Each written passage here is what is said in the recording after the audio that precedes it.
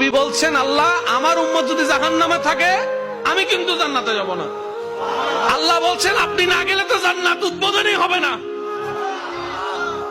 এবার মামলা কি দাঁড়ালো? আল্লাহ পাক বলে যে আমি তাহকামুল হাকিমিন নিজেকে বলেছি, বিচার না করলেও তো জিনিসটা সুন্দর হয় না।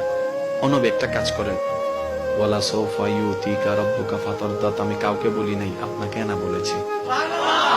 ওমা আরসালনাকা ইল্লা রাহমাতাল লিল আলামিন, কারো সম্পর্কে নাজিল করি নাই, আপনাকে দিয়েছি।